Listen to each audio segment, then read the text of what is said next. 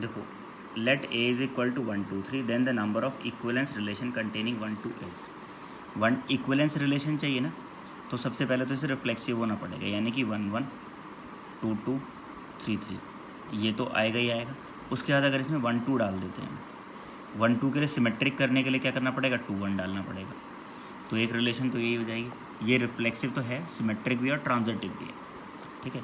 तो एक हो गई है। दूसरी क्या होगी इसमें, उसमें ना यहाँ तक तो आएगा ही आएगा, 1 1 2 2 3 3 1 2 2 1। अब कोई भी एक नया एलिमेंट ऐड कर लो, मान लो हमने ना 1 3 ऐड कर लिया, 1 3 ऐड किया तो इसे सिमेट्रिक बनाने के लिए 3 1 भी ऐड करना पड़ेगा। न्यू एंट्री हमारे पास 1 3 थी, सिमेट्रिक बनाने के लिए 3 1 कर लिया। अब इसे ट्रांजिटिव बनाने के लिए देखो 2 1 है और 1 3 है, तो 2 3 भी डालना पड़ेगा, और 2 3 है तो इसे सिमेट्रिक बनाने के लिए 3 2 भी डालना पड़ेगा। सारे 9 एलिमेंट आ गए, देखो 1 2 3 4 5 6 7 8 9, ठीक है। तो केवल एक रिलेशन तो ये बनेगी, एक ये बनेगी, यानी कि इसका आंसर आएगा 2।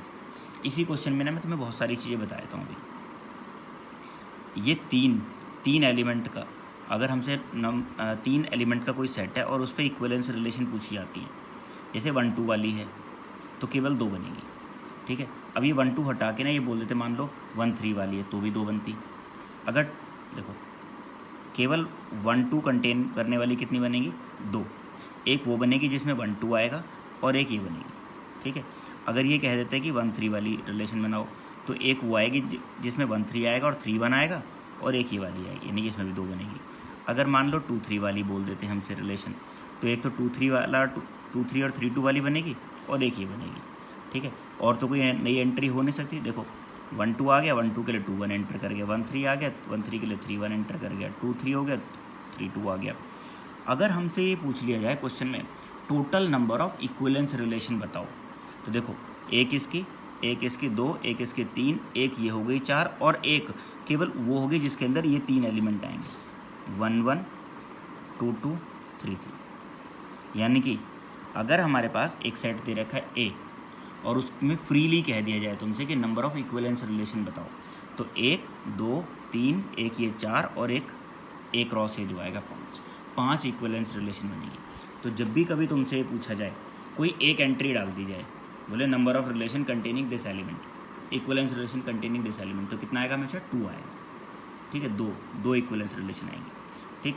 और अगर total number of equivalence relation पूछ लिया जाए तो कितना हो जाएगा, 5।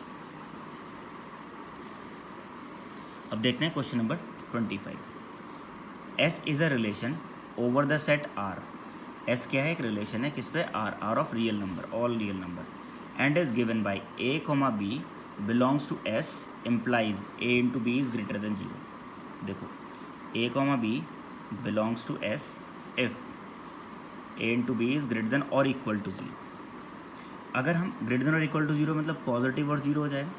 अगर मैं ए कॉमा ए लिखता हूँ, यानी कि ए इंटू ए, ये तो ऑलवेज ग्रेटर देन और इक्वल टू 0 है, यानी कि रिफ्लेक्सिव तो है, ठीक है। तो रिफ्लेक्सिव है तो सिमेट्रिक है, ट्रांजिटिव ऑनली वाला कैंसिल खत्म हो गया, ठीक है। अब रिफ्लेक्सिव हो गई हमारे पास। अब देखते हैं सिमेट्रिक। अगर a into b greater than और इक्वल टू 0 आ रहा है, तो ऑब्वियस ही बात है बी इंटू ए भी ग्रेटर देन और इक्वल टू 0 आएगा, यानी कि सिमेट्रिक भी है, ठीक है। अब आते हैं ट्रांजिटिव पे। ट्रांजिटिव के लिए अगर a into b greater than और इक्वल टू 0 है and b into c is greater than और इक्वल टू 0 है, तो क्या a into c greater than और इक्वल टू 0 होगा? जरूरी नहीं है।